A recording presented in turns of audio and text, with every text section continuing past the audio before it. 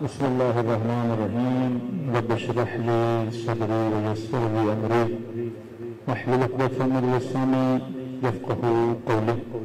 وما بعد فقد قال سبحانه وتعالى والعصر إن الإنسان لفي خسر إلا الذين آمنوا وعملوا الصالحات. صلى الله على محمد وعلى آله.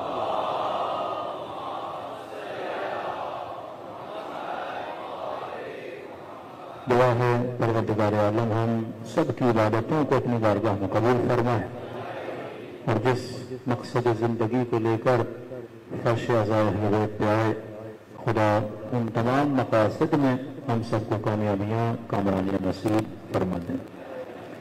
مسلسل اس کا مجموعہ، دعاؤں کا مجموعہ، مفاتیح الجنان قرآن، تحریری چیزیں ہمارے، اگر خدا کوئی نظام نہ دیتا تو یہ امت کے ساتھ زیادتی ہے کہ ہمیں بولا جائے کہ راہ ہدایت پہ چلو، جنت کے راستے پہ چلو، مسلمان بنو، نیک بنو، صالح بنو، لیکن خدا مجھے کوئی نظام نہ دے اور پھر میں ایسے نظاموں میں جکڑ جاؤں جہاں میں اتنا مجبور ہو جاؤں کہ اسکول بھی ان کا ہو، ایجوکیشن کا سلیبس بھی ان کا ہو، ٹی وی بھی ان کا ہو، میڈیا بھی ان کا ہو، سب کچھ ان کا ہو، تو اس نظام میں میرا بچہ نیک کیسے بنے؟ میں امام زمانہ کے لیے کس طرح وہ زمینہ فراہم کروں کہ امام زمانہ کے ظہور کریں، جبکہ علل اعلان خدا یہ کہے کہ یرثھا الا عبادی الصالحین۔ ہمارا تم سے پکا وعدہ ہے کہ زمین کے وارث ہم عباد الصالحین کو بنائیں گے۔ امام کا لقب بھی کیا ہے؟ یا ابا صالح المہدی، ابا صالح۔ اب یہ صالحین جمع کہاں سے ہوں؟ کبھی سنتے ہیں 313 پورے اکثر نقاط عالم سے، یہ 313 ہیں کون؟ یہ وہ نمائندگان امام ہیں کہ امام زمانہ جب ظہور فرمائیں گے، آپ بول سکتے ہیں یہ وکلاء امام زمانہ ہیں کہ ہر شہر میں جائیں گے، ہر ملک میں ایک امام کا نمائندہ، آرگنائزیشنز بنائیں گے، ایک نیٹ ورک بچھائیں گے، لیکن غیبت امام ایک سوچ کے جناب ہاتھ پہ ہاتھ رکھ کے بیٹھے رہو، حاکم امام ہوگا، ہمیں کچھ کرنے کا حق نہیں ہے۔ بنانا بھی چاہتے ہیں تو یہ گویا ہمیں حکومت بنا رہے ہیں، کس کے مقابلے میں؟ امام زمانہ کے مقابلے میں، کیونکہ قیام ہونا ہے تو ظہور کے بعد ہونا ہے، اس سے پہلے کوئی قیام نہیں ہونا۔ یہ وہ سوچ تھی جس نے پورے معاشرے کو فلج کر دیا، پورے معاشرے کو شل کر دیا۔ وہی سوچ تو ہمارے برادران اہل سنت کی 1400 سال سے ایک سوچ حاکم ہے کہ حاکم اگر فاسق ہو، فاجر ہو، بدعتی ہو، کیسا بھی ہو، فرمایا اس کی اطاعت ان پر کیا ہے؟ واجب ہے۔ پاکستان میں سب سے پہلے جنہوں نے وقت کے حاکم کے خلاف قیام کیا برادران اہل سنت میں سے وہ لال مسجد والے تھے، جس کے بعد میں مار دیا گیا۔ اور جب اس نے قیام کیا تو کئی مفتیوں نے اسے خط لکھا، جناب یہ کیا کر رہے ہو حاکم کے خلاف؟ عوام نکلے، کوئی ڈیموکریسی کو ماننے والا ہے وہ پروٹیسٹ کرتا ہے، کہتا ہے بھائی یہ چیزیں ہماری سمجھ میں نہیں آتی، ہم لبرل ہیں، ہم سیکولر ہیں، ہم تو نکلیں گے، لیکن آپ تو مولانا ہو، آپ تو بخاری اور مسلم کے حافظ ہو، آپ کے یہاں تو صحیح السند احادیث موجود ہیں۔ یہ زکوٰۃ کی کٹوتی ہو کے کس کے جیب میں جاتی ہے؟ وقت کے حاکم کے پاس۔ حاکم کون ہے؟ اولی الامر، زکوٰۃ اولی الامر کو جائے گی، تو اطاعت اولی الامر کی ہر کسی میں یہ جرت ہی نہیں کی کہ حاکموں کے خلاف قیام کرے۔ کیوں جناب قیام کیا جناب مختار نے؟ کیوں جناب زید کے مقابلے میں اٹھے؟ قیام کیا۔ تاریخ میں جتنے قیام آپ دیکھتے ہو وہ قیام آپ کو کسی نہ کسی طریقے سے ان کی کڑی اہل بیت علیہ الصلوۃ والسلام سے ملتی ہے۔ وہ زیدیہ ہو، امام حسین کو مانتے ہیں، وہ اثنا عشریہ ہو، جتنے بھی شیعہ نے جو قیام کی اور مختلف حکومات فتح کی جن کا سخت مقابلہ اہل سنت کے ساتھ، پھر صلاح الدین ایوبی نے اٹیک کیا اور حکومتوں کو ختم کیا۔ صلاح الدین ایوبی کے اٹیک کی وجہ سے شش امامیوں کی دوستی ہوئی کرسچن سے، کیونکہ کامن بڑا نیٹ ورک آف اہل بیت کی معلومات جو ویسٹرن ورلڈ کو ملی، وہ آپ کے کئی ایسے راز کہ نیٹ ورک بنایا کیسے جاتا ہے، یہ ساری چیزیں اگر ان تک پہنچ نوازا گیا وہ غلط کہانی ہے. تو مکتب اہل بیت کے چاہنے والے ہو نہیں سکتا کہ اہل بیت ہمیں کوئی سسٹم نہ دے کر گئے. مشہور ہے جنرل پرویز مشرف نے لال مسجد والے کو بولا تھا کہ بھائی تم اپنی کتابوں میں پڑھاتے ہو کہ اولو الامر کے اگر کوئی قیام کرتا ہے اس کا قتل کیا ہے، جائز ہے.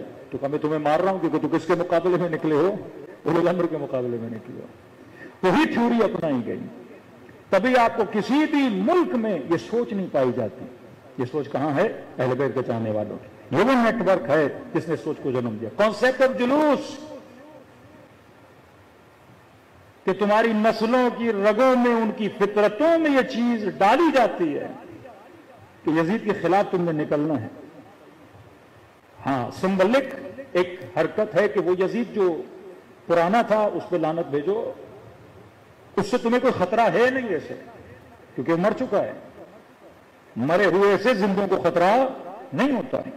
لیکن ایک تھیوری ہے، ایک آئیڈیالوجی ہے کہ مولا حسین کاش میں کربلا میں ہوتا تو اپنی جان آپ کو قربان کرتا. سب کو پتا میں کربلا میں ہوں ہی نہیں.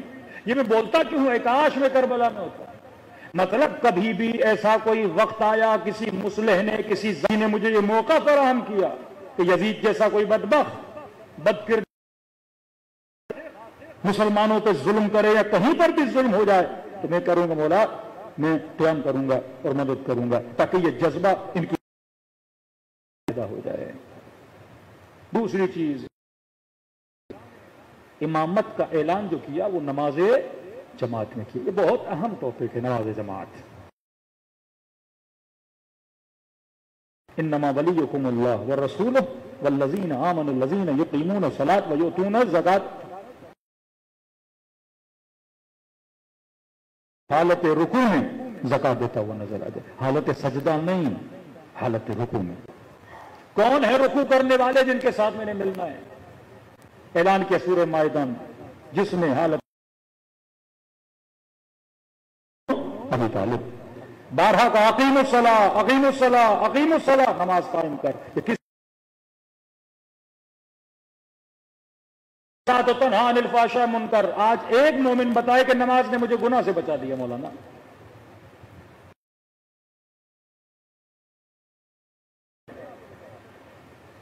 اگر نماز ایکسرسائز اور حرکات کا نام ہے تو گناہ سے نہیں بچا جا سکتا، لیکن اگر نہیں بنایا.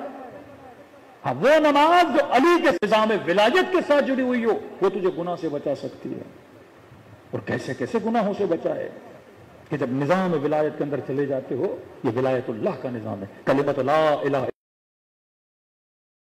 من عذابی، یہ جو چار دیواری ہے جس کے اندر آ گئے عذاب الہی سے بچ جاؤ گے. اور یہ نظام، اس پورے نظام کا شکل اور میپ اگر خدا بتاتا ہے تو نماز جماعت بتا ہے. نماز جماعت ٹریننگ ہے.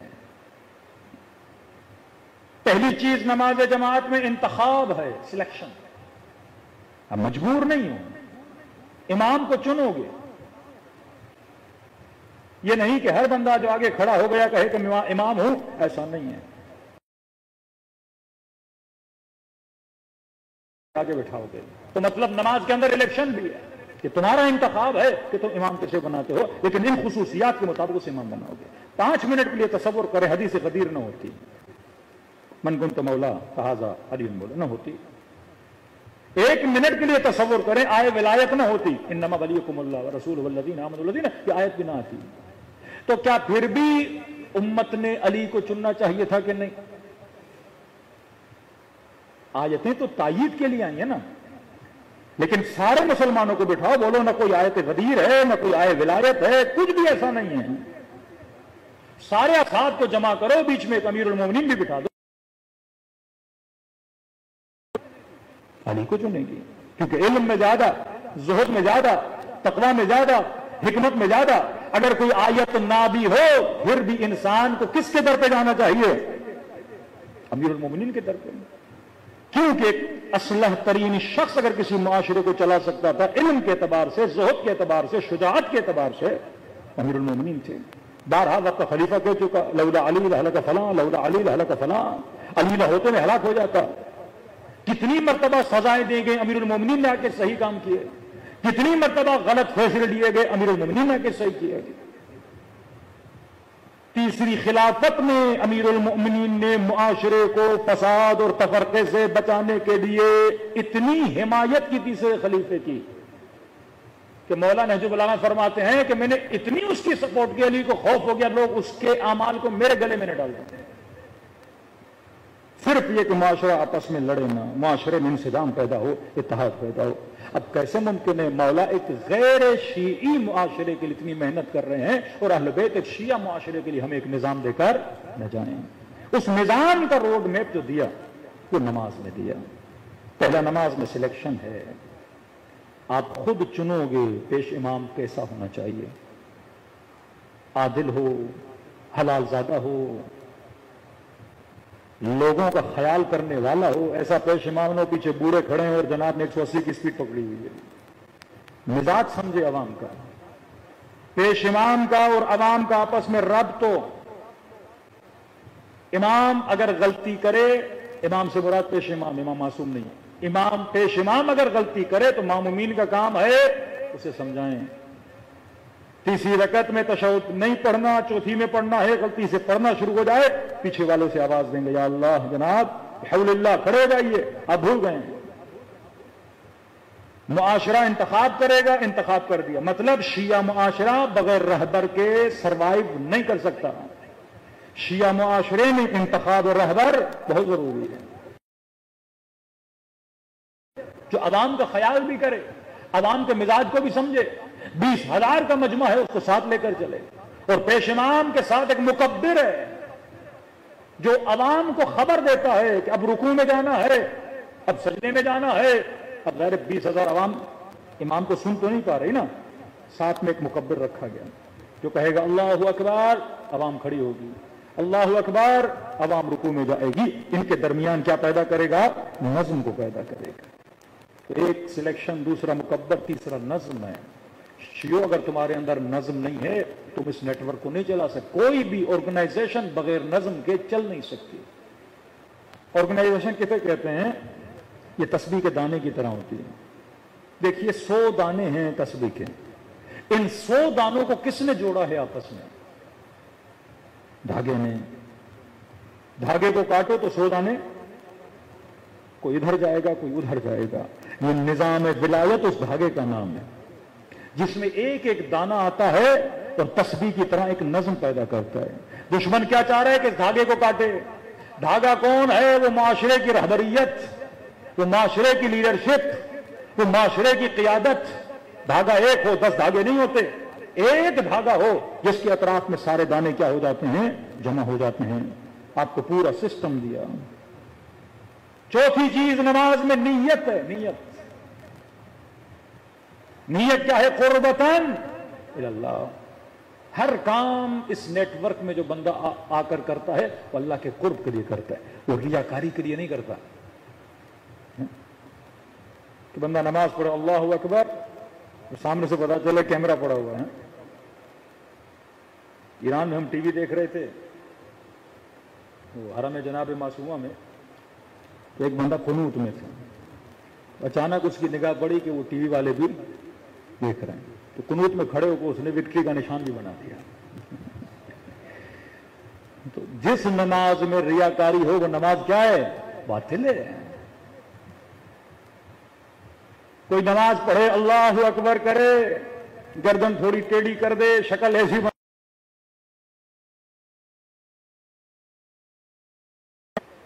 آگے کراچی کہتے ہیں شدید گرمی، دل تھا پانی پیوں، ٹھنڈا پانی.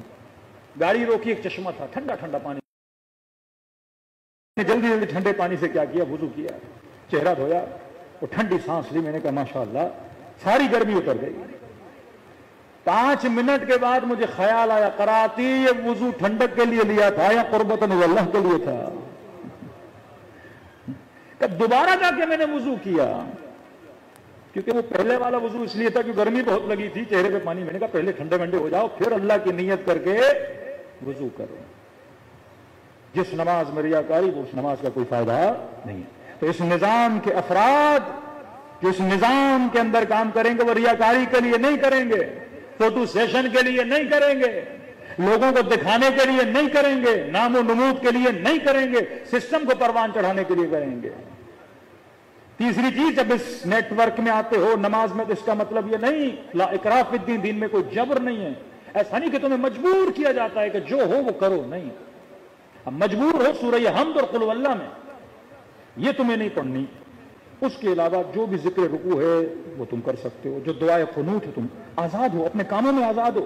لیکن تمہاری حرکت سے مراد تمہارا موشن, تمہاری ایکٹیویٹیز, تمہاری موومنٹ یہ یکسو ہونی چاہیے. موومنٹ میں فرق نہیں ہونا چاہیے. تم نے انا انزلنا فی لیلۃ القدر, معذرت کے ساتھ ربنا آتنا فی الدنیا حسنہ پڑھنا ہے, اس نے لا الہ سبحانک انی کنت من الظالمین پڑھنا ہے, اس نے اللہم کل ولی کا پڑھنا ہے. جس کا جو دل کرے دعا پڑھو, لیکن نظم ایک ہونا چاہیے. وہ قنوت میں تو تم بھی قنوت میں, وہ رکوع میں تو تم بھی رکوع میں, وہ سجدے میں تو تم بھی سجدے میں. اب سجدے کے اضافی ذکر جس کا جو دل ہے وہ کرے, اس میں کوئی روک تھام نہیں ہے, اس میں آزادی ہے. لیکن تمہاری جو موومنٹ ہے وہ ایک طریقے سے ہونی چاہیے. کوئی بندہ کہے کہ میں اس حلقے سے نکل کے اپنا کوئی الگ سرکل بناتا ہوں, یہ سسٹم کا دشمن بن جاتا ہے. 10 سسٹم بناؤ گے کوئی فائدہ نہیں ہے, دشمن ایک ایک کر کے تمہیں مار دے گا. لیکن اگر ایک سسٹم کے اندر رہو گے تو دشمن تمہارا بال بھی بھیگا نہیں کر سکتا. صلوات پڑھو محمد علی محمد پر.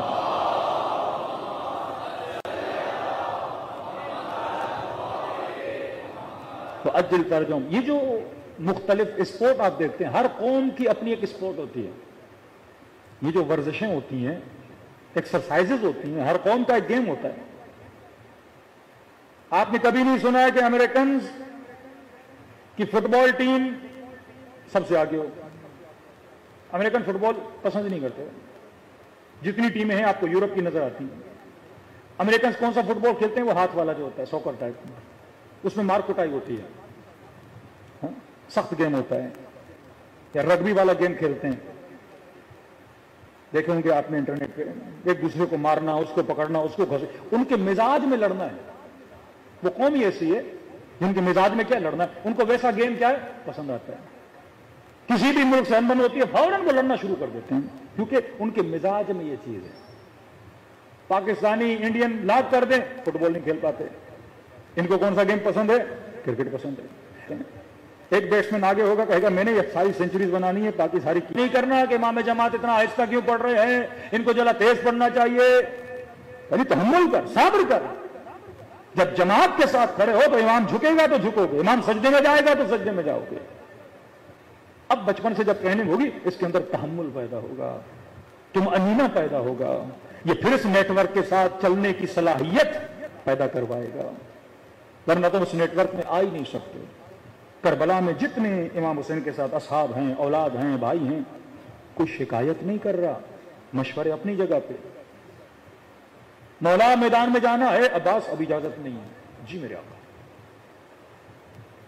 مولا میں نے خط کھینچی ہے, بولا ہے کسی کی ضرورت ہے تو خط پار کر کے دکھائے. عباس بولا ہے کسی کی ضرورت ہے تو خط پار کر کے دکھائے. عباس میرا دل ہے, خط مٹا دو. جی میرے آقا خط مٹا دیتا ہوں. اب بات پانی لانا ہے, پانی کے لیے گئے. جو حکم امام ہے حکم کی تعمیل ہو رہی ہے, کیونکہ یہ سسٹم کے اندر رہ رہے ہیں. پورے قافلے کو سیدہ زینب کیسے لے کر چل رہے ہیں. اب یہ نہیں کہ میں عمر میں زیادہ ہوں زین العابدین میری چلے گی, نہیں, امام ہے, چاہے ینگ ہے, 24 سال کا ہے, بوڑھی ہیں 50 سال کی ہیں, بزرگ ہیں, فقیہ ہیں, عالمہ ہیں, شریکت الحسین ہیں. لیکن نہیں سجاد, اگر کہو تو خیموں میں جل کے مر جائیں, اگر کہو تو خیموں سے بے چادر نکل جائیں. حکم امام ہے. یہ نیٹ ورک اطاعت کے ساتھ, نظم کے ساتھ, یکجہتی کے ساتھ چلنے والا ہے. نماز میں اتنے پوائنٹس ہیں, اتنے پوائنٹس ہیں. اعتراضی کہتے ہیں بعض نماز ہے نماز شکر, نماز انس. نماز شکر کون سی نماز ہے؟ نماز میں تجھے رب کا شکریہ بھی سکھایا جاتا ہے, پوری ایکسرسائز ہے. یہ چربی کا ہے, जिस तरह चीजों को सिरके में रखा जाता है खराब ना हो, चर्बी को नमकीन पानी में रखा जाता है ताकि चर्बी क्या ना हो, खराब नहीं। कभी आंखें खुश्क नहीं होंगी। मुंह के पानी को नमकीन बनाता, मुंह खुश्क हो जाता। पानी भी मुंह में उतना दिया जितनी जरूरत है। अगर ज्यादा पानी देता तो नीचे प्याला लेके घूमना पड़ता, पानी नीचे गिरता रहता। उतना पानी दिया जितना पानी की जरूरत है। कानों को फ्लैट नहीं बनाया, झुर्रियां डाली कानों के अंदर। अगर गधे की तरह, जानवरों की तरह सीधे होते, आवाज सुनाई तो देती पर पता न लगता आवाज आ कहां से रही है। ये जो कानों के अंदर निशान है ये इसलिए है, आपको पता चल जाता है राइट साइड से आवाज आ रही है या लेफ्ट से आवाज आ रही है। डायरेक्शन का पता चलता है। किस किस चीज का शुक्र करोगे, कितनी नेमतों का शुक्र करोगे। जमीन के अंदर एक दाना डालते हो, 100 दाने बना के बाहर निकालते हैं। अब लकड़ी का दरख्त निकला, लकड़ी से आग जलाते हो, फल होगा तो फल लोगे, साया दोगे। कोई भी चीज कायनात में ऐसी नहीं जिसका फायदा न हो। कभी जवान ने कहा, परवरदिगारा तेरा शुक्र है तूने मुझे अंगूठा दिया। 15 सेकंड के लिए अपने अंगूठे को बंद करो। 15 सेकंड के लिए सोचो आपका अंगूठा है ही नहीं। अब इस जवान को कहो 10 सेकंड के लिए अंगूठा बंद करो और पूरी कोशिश करो अपनी कमीज के बटन बांध के दिखाओ। छोटा सा अंगूठा अगर न हो, कमीज का बटन नहीं बांध सकते हो। किचन में खवातीन सालन के लिए चम्मच नहीं पकड़ पाएंगे, छोटा सा अंगूठा है। चंद ग्राम खाल दी खुदा ने यहां पर उंगलियों के ऊपर, ज्यादा नहीं है, चंद ग्राम खाल है। अगर ये चंद ग्राम खाल यहां न देता आपका हाथ कभी बंद ही ना होता। क्योंकि मेरे हाथ को बंद करना था, सारा काम इस हाथ से है। अल्लाह ने पीछे क्या दी है, छोटी सी खाल दी है। पीछे उंगलियों में कोई खाल नहीं दी, क्योंकि इन हाथों ने पीछे की तरफ जाना ही नहीं है। खाल को सीधा रखा। बच्चा पैदा हुआ तो रब ने दांत नहीं दिया, मां के लिए अजाब बन जाता बच्चा। बगैर दांत के बच्चा दिया। बच्चा पैदा हुआ, ऐसे हर तरह की विटामिन की जरूरत है। सारी विटामिन खुदा ने मां के दूध के अंदर डाल दी, इसको जरूरत है। छोटा बच्चा है, इसे अकल नहीं दी। तो अगर अक्लमंद होता अपने कपड़ों को नजिस करता, बार बार मां के सामने शर्मिंदा होता है। अब नजिस भी होता है, हंस रहा होता है, परवाही नहीं इसको। कौन सी चीज रब ने कहां देनी है, किस चीज को कहां रखना है, वो दकाइक। ये नमाज, नमाज शुक्र है कि खुदा तेरा शुक्र अदा करने आया हूं कि तूने हर चीज के अंदर क्या पैदा किया है, नज़म पैदा किया है। ये वो निजाम विलायत है जिसके बंदे शाकिर होते हैं, जिनके दिलों में उन्स होता है परवरदिगार आलम के साथ, मोहब्बत होती है परवरदिगार आलम के साथ। हर चीज खुदा ने तरीके के साथ, नज़म के साथ दी है। एक पानी का गिलास भी कोई आपको देता है, आप क्या बोलते हो?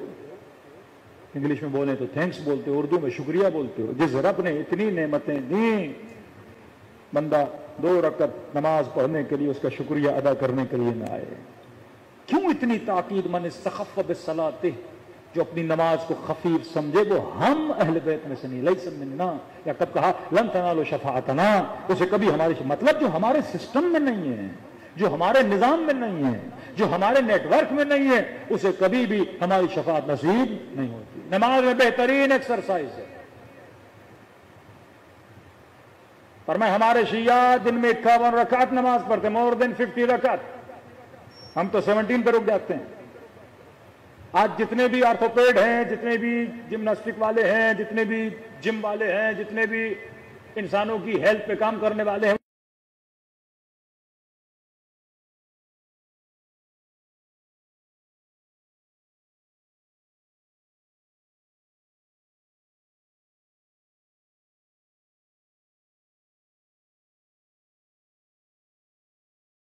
गरीब ईंटें उठाते थे, बेल चलाते थे, घर का काम करते थे, वो सारे काम होते थे।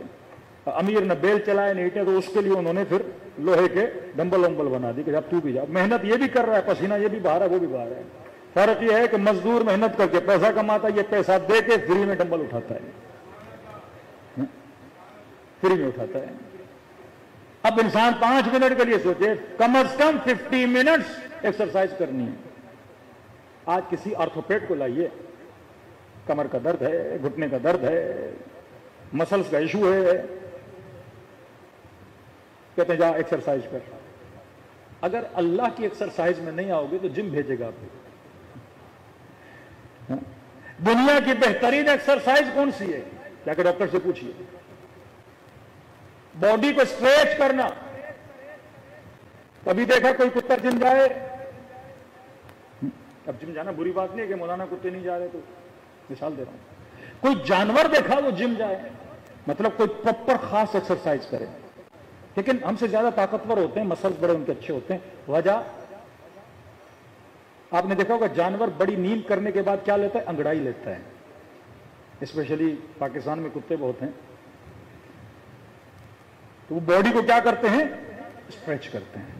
بہترین ایکسرسائز باڈی کو اسٹریچ کرنا، کھچاؤ پیدا کرنا. اور نماز کے مستحبات میں آؤ گے کہ جب رکوع میں جاتے ہو تو کمر کیا ہو؟ سیدھی ہو. گھٹنے کیا ہو؟ آپ کے گھٹنے اسٹریچ ہوتے ہیں، کمر سیدھی ہوتی ہے. سجدہ جاؤ تو سجدہ لمبا ہونا چاہیے. کہ اس طرح ہاتھ نہیں رکھو جس طرح جانور رکھتا ہے اپنے ہاتھ، یا بکری رکھتی ہے. تھوڑا لمبا اسپیس ہو تمہارے سجدے میں، کمر سیدھی ہو. رکوع میں جاؤ تو کمر ایسی ہو، اگر گلاس بھی رکھا جائے گلاس گرے نہ. 51 رکعت نماز منیمم بھی پڑھے تو 51 رکعت کی ایکسرسائز ہے.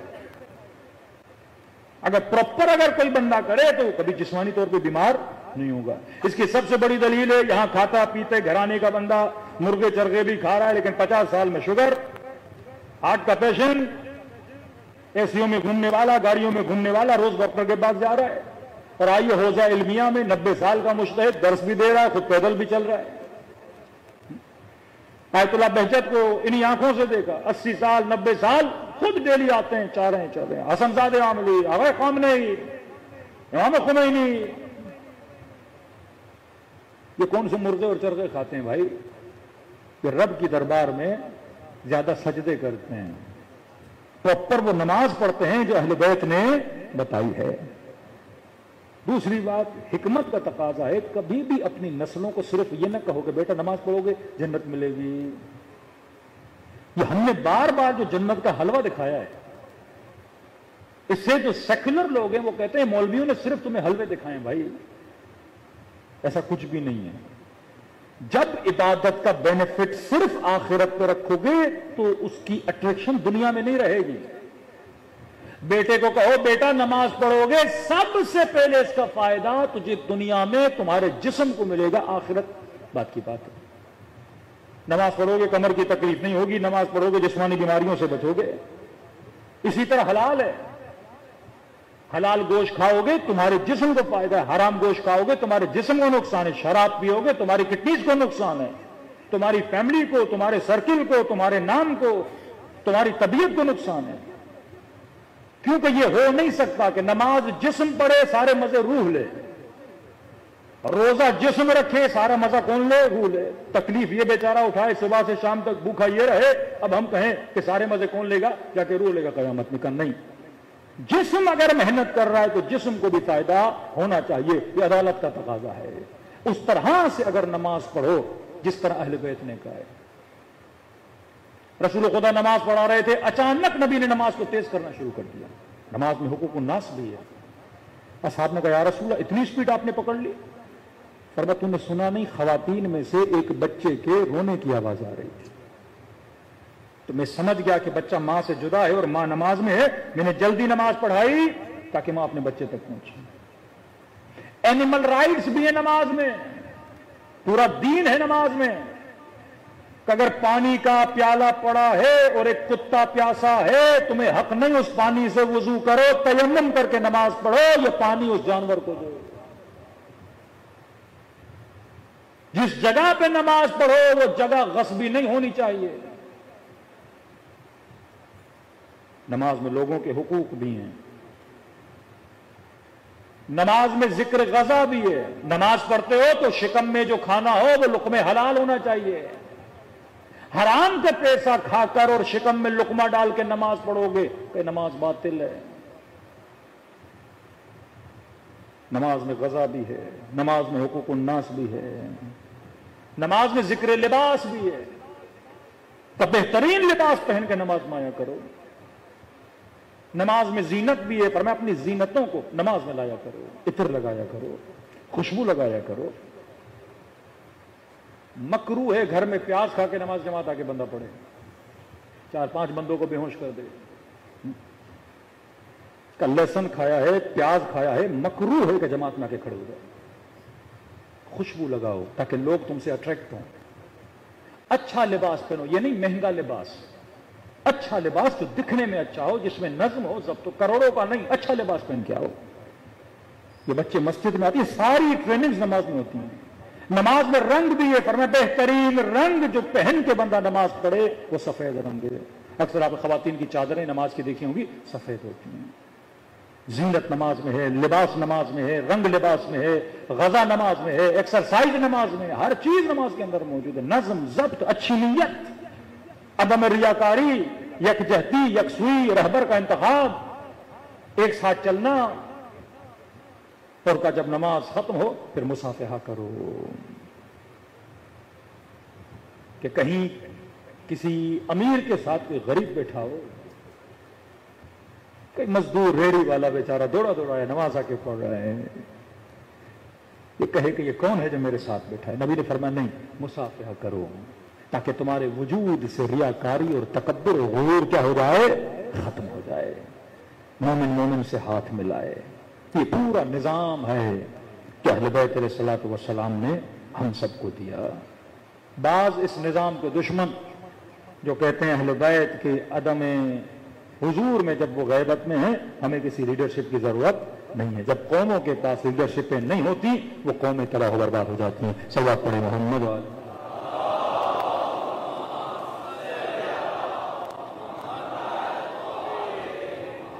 بارہ دیگر صلوات پڑھیں محمد والے۔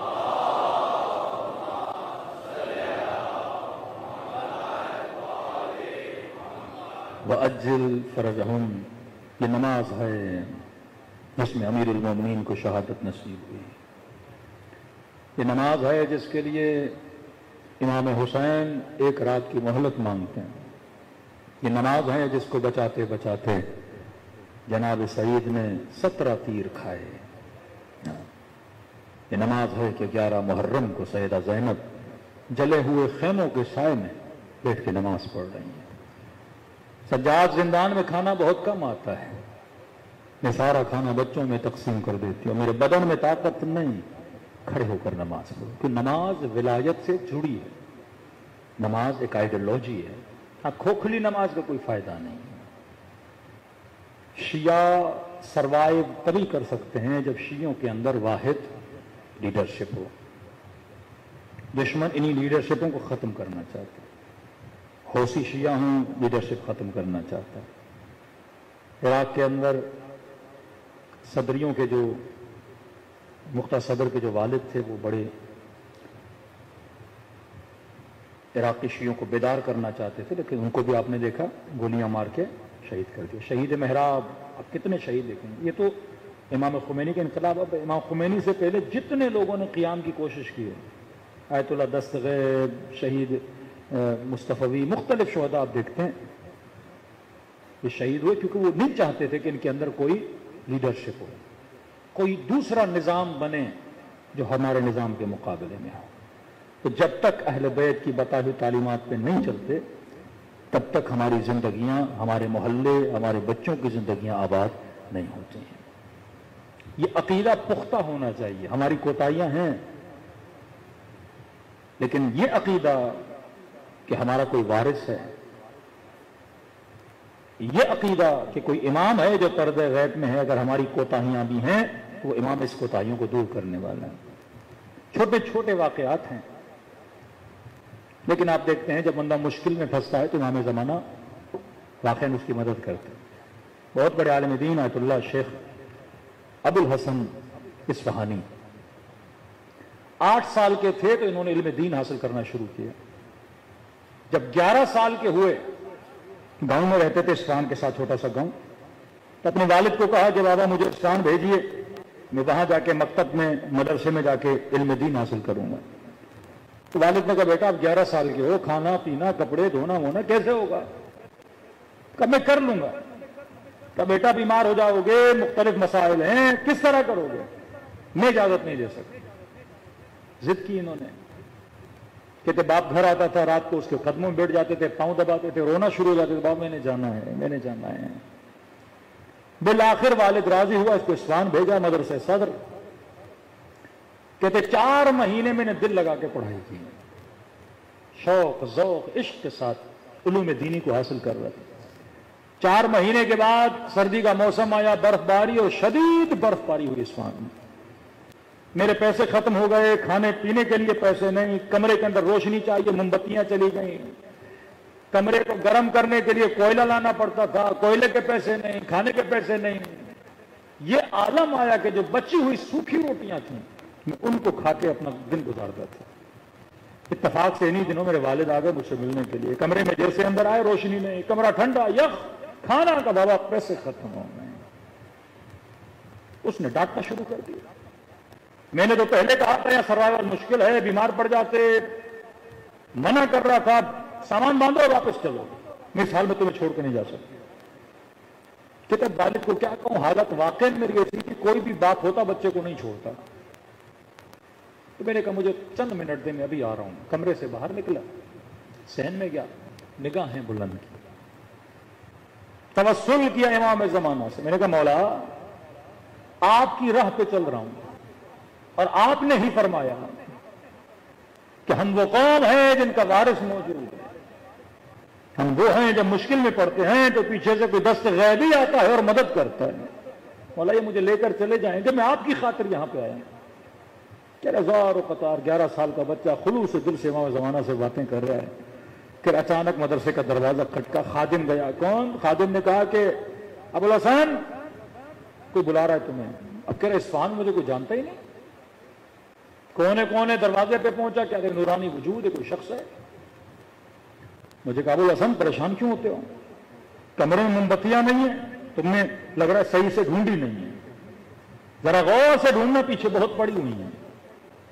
پیسے نکالے میرے ہاتھ پہ رکھے، کہ جا کوئلے لے، کمرے کو گرم کر، کچھ کھانا لے، مہمان کو بھوکا نہیں بٹھایا کرتے، اور آج کے بعد پریشان ہونے کی ضرورت نہیں، کیونکہ تو وہ ہے جس کا وارث زندہ ہے۔ کرم مجھے سمجھ میں نہیں آ رہا، اکثر لوگ جب مولا سے ملتے ہیں گویا ذہن پر امام زمانہ کوئی اثر ڈالتے ہیں کہ جس کی وجہ سے وہ امام کو پہچان نہیں پاتے۔ کہہ رہا کمرے میں گیا پیسے لے کے، والد نے کہا کون تھا؟ کہ بولا موم بتیاں پڑی ہوئی ہیں، کہ ڈھونڈی وہ مل گئیں، پیسے دیے، کہ کوئلے لے لینا، کمرہ گرم کر دینا، کھانا لے لینا، والد آیا کھانا کھلا دینا۔ کہ پوچھا نہیں بیٹا کون ہے؟ کہا کہ پریشان ہونے کی ضرورت نہیں، ہم وہ ہیں جن کا وارث زندہ ہے۔ کہتے والد کھڑے تھے، بزرگ تھے، جیسے سنا تو گھٹنوں کے بل بیٹھ گئے۔ کہ بیٹا تو 11 سال کا، تیرا ایمان اتنا مضبوط ہے کہ تیرا وارث زندہ ہے، میں بوڑھا ہو گیا، میرا ایمان اتنا کمزور ہے، کہ آج کے بعد میں تجھے روکوں گا نہیں، جتنا علم دین حاصل کرنا ہے کرو، خلوص کے ساتھ، اچھی نیت کے ساتھ۔ اگر کوئی کار دین کے لیے بھی کام کرتا ہے یا کار دنیا کے لیے، قربت اللہ کی نیت ہے، پھر اہل بیت علیہ الصلوۃ والسلام مدد کرتے ہیں۔ جس خدا نے موسیٰ کے لیے سمندر کا راستہ بنا دیا، جو خدا موسیٰ کو فرعون کے گھر کے اندر نجات دے کے پال سکتا ہے، یہ خدائی کام ہے جو تمہارے وہم و گمان میں بھی نہیں ہے۔ اللہ پر انسان اور بندے کی وہاں سے مدد کرتا ہے۔ کس نے سوچا تھا حسین کی کربلا، اور کہاں پاکستان، کہاں ہندوستان، کہاں دنیا کا کونا کونا۔ یزید نے بھی نہیں سوچا ہوگا کہ امام حسین کو شہید کروں گا اور دنیا کا ہر فرد، کوئی ایسا ملک نہیں رہے گا کہ جہاں پہ لوگ امام حسین کا غم نہ منائیں۔ یہ معجزہ پروردگار عالم ہے کہ تو ہمارا ذکر کر، ہم تمہارا ذکر کریں گے، تم مجھ سے محبت کر، میں تیری محبتوں کو لوگوں کے دلوں میں ڈال دوں گا، دلوں کو کربلا کی طرف روانہ کریں۔ دن بڑی تیزی سے گزر رہے ہیں، فرمایا اپنے دلوں کو اہل بیت کی محبت سے سرشار کرو۔ کیا پتہ اگلے سال کون زندہ کون نہیں زندہ۔ یہ برادر شہید زین ترابی لاسٹ ایئر محرم میں 10 دن ہمارے ساتھ تھے، پورے 10 دن بیچارہ ایز اے ٹیم کام کر رہے تھے. کس کو پتا کہ اگلے سال زندہ ہو کہ نہ ہو. موت یہ نہیں کہ بوڑھے کے لیے ہے، جوان کے لیے نہیں. 10 سال کے بچے چلے جاتے ہیں، 15 خود اس انسان کو پتا نہیں ہوتا میں اگلے سال ہوں کہ نہیں. آپ کو پتا ہے اگلے سال ہوں گے، مجھے پتا ہے میں اگلے سال ہوں گا. تبھی فرمایا جب آؤ تو یہ سوچ کے بیٹھو یہ تیرے زندگی کی آخری مجلس ہے. اب جب گریہ کرو گے، ربط بناؤ گے اہل بیت سے، پھر وہ ربط ہوگا، پھر اس نیت میں خلوص بھی ہوگا اور محنت بھی ہوگی. فرمایا ابن شبیب اگر کسی پہ رونا چاہو، کوئی غم ہو تو فرما میرے جد حسین پہ رویا کرو. کا رونا نہیں آتا تو کم از کم رونے جیسی شکل بنایا کرو. فرمایا ان شکلوں پہ خدا اپنی رحمتوں کو نازل. سود الوجوہ، اے خدا جس دن چہروں پہ کالک ملی جائے گی اس دن میرے چہرے کو سفید فرمانا. دعا کرو کہ وہ دعا جو حسین نے جون کے لیے کی تھی، اللہم بیض وجہ، کتنے اس کے چہرے کو نورانی بنانا، اس کے بدن کو ایسی خوشبو سے نوازنا کہ دنیا حسرت کھائے. دنوں کو کربلا لے کر چلیں، ایسے سلام کرو جیسے زینب نے بھائی کو سلام کیا، سکینہ نے بابا کو سلام کیا. السلام علی الحسین وعلی علی ابن الحسین وعلی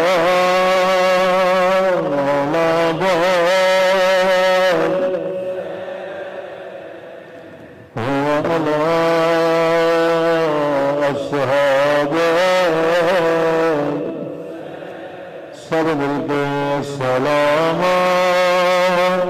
علی الحسین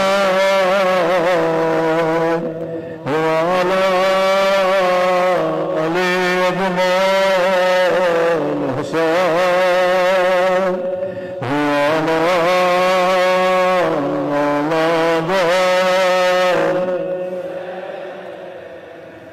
وعلی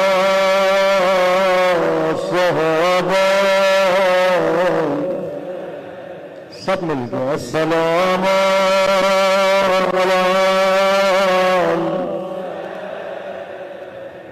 وعلی علی ابن وعلی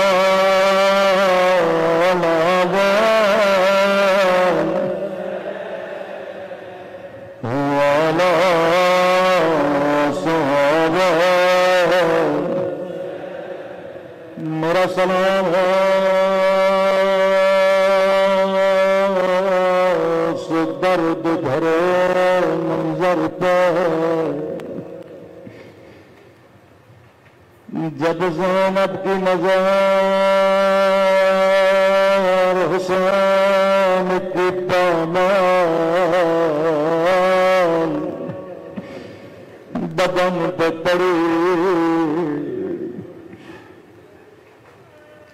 اللہ کسی بہن کا بھائی کا زخمی بدن نہ دکھائے. ابن سعد نے حکم دیا بدن ہے یہ معصومین پہ گھوڑے دوڑائے جائیں، خاص طور پہ گھوڑوں کے پاؤں میں سم ڈالے گئے. بڑے بھاری وزنی گھوڑے تھے. یہ نہیں جب گھوڑے دوڑا کر واپس آیا کہنے لگا ابن سعد جب میں نے حسین کے بدن پہ گھوڑا دوڑایا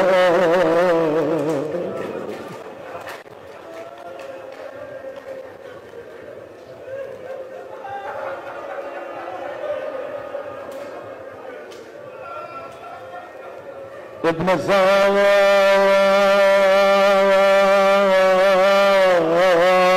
جب میں نے گھوڑے دوڑائے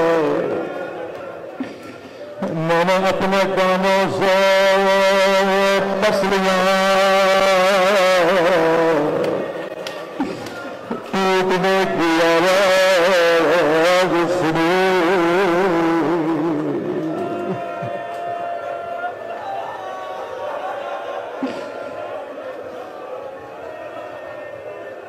کہا جب زینب کی نگاہ بدن پہ پڑے بھائی کو پہچان نہ سکے، نگاہ آسمان کی طرف بلند فرمایا میرے اللہ میرا حسین ساتھ نہ تھا، اما زہرا نے چکیا پیس پیس کے ڈالا تھا،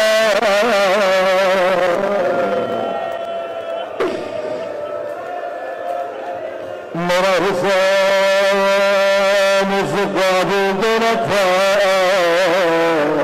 کہ اس کے بدن کو گھوڑے دوڑا گئے، وہ ظلم ہوا جس کی مثال تاریخ میں نہیں ملتی، 40 سال خون روتے رہے، پانی کو دیکھتے تھے روتے تھے، کسائی کی دکان پہ گئے گوشت کو دیکھا رونے لگے، کسی جگہ کی شادی میں گئے میرا علی اکبر،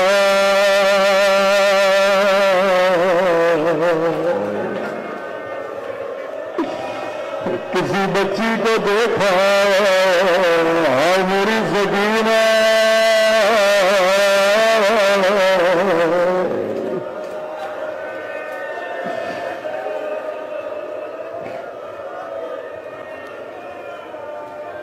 اتنا روتے تھے کہ لوگوں نے اعتراض کرنا شروع کیا،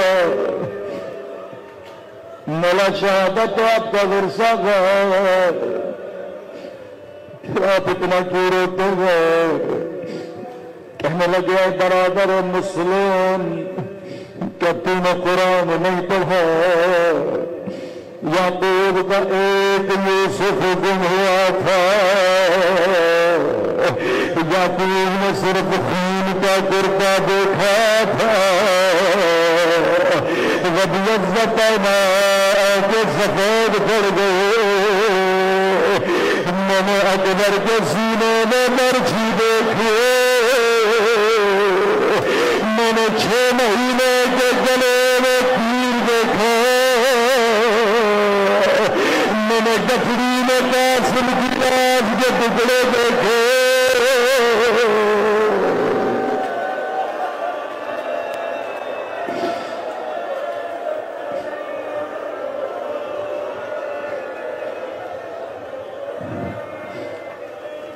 لیکن تو صحیح کہہ رہا ہے، شہادت میرا ورثہ ہے،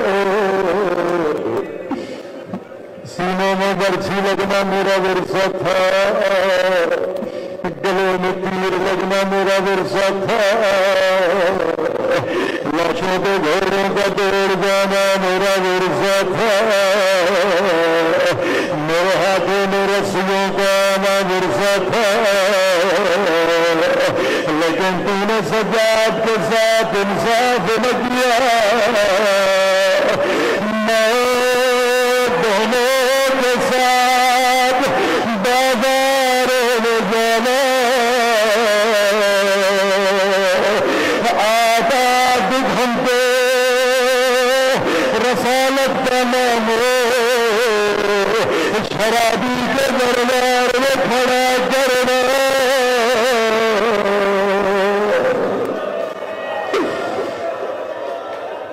کیا یہ میرا ورثہ تھا؟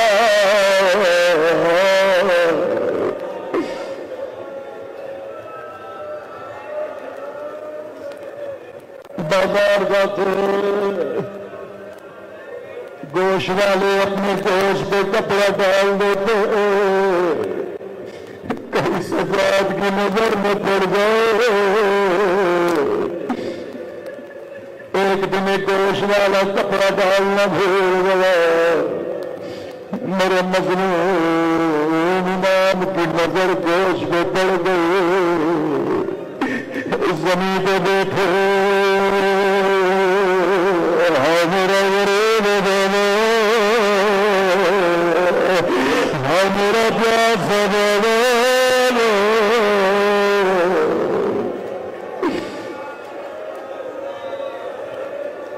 دوڑا دوڑا آیا کپڑا ڈالا، ہاتھوں کو جوڑا، میرا معاف کریے گا پتہ نہیں تھا۔ کب میرے کچھ سوالوں کا جواب دو، ان سوالوں نے پورے بازار میں کوہرام بپا کر دیا۔ تو یہ بتا، جب تو نے صحابان کو ذبح کیا تھا، تو نے پانی پلایا تھا یا نہیں؟ کہنے لگا مولا میں مسلمان ہوں، میں نے جانور کو پانی پلایا تھا۔ فریاد کرنے لگے ہائے میرا علی اصغر، خوش زبان نکالتے رہو، کسی نے معلوم نہیں ہے۔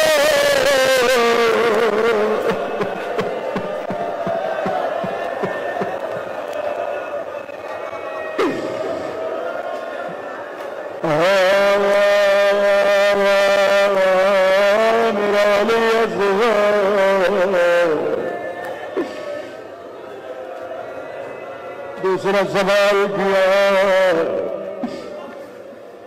اے قصائی بتا، جب تو اسے ذبح کر رہا تھا، ابھی عید قربان گزری ہے، یہ چوتھے امام کی وصیت و نصیحت عمل کیا کرو کہ جب تو نے اس امام کو ذبح کیا، دوسرا حیوان دیکھ تو نہیں رہا تھا، کہا مولا میں آپ کا چاہنے والا ہوں، کبھی حیوان کو حیوان کے سامنے ذبح نہیں کرتا، مولا میں پیچھے لے گیا تھا، اتنا کہنا تھا، کہنے لگے ہاں میرے تو پیچھے 70 قدموں سے دیکھ رہے تھے، ظالم چھری چلا رہا تھا،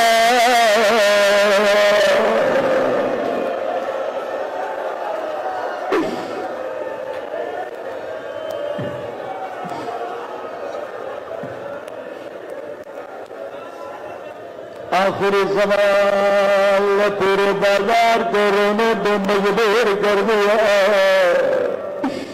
امام زمانہ اگر مجلس میں موجود ہے، مولا معاف کریے گا، قصائی بتا، جس چھری سے گلا کاٹا تھا، کیا چھری کو تیز کیا تھا؟ ہاں مولا، تاکہ جانور کو تکلیف نہ ہو، روتے کہنے لگے خنجر کند سے میرے بابا کا گلا۔ امام زمانہ زیارت ماہیہ میں فرماتے ہیں میرا سلام ہو کربلا کے اس شہید کو جس کا گلا پیچھے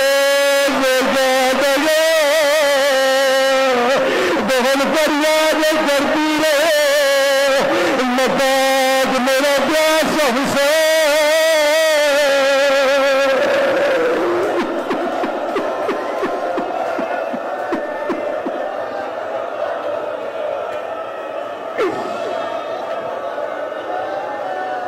خنجر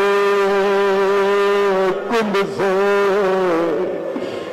میرا بابا کا گلا کاٹا گیا۔ اللہ لعنت اللہ علی الظالمین۔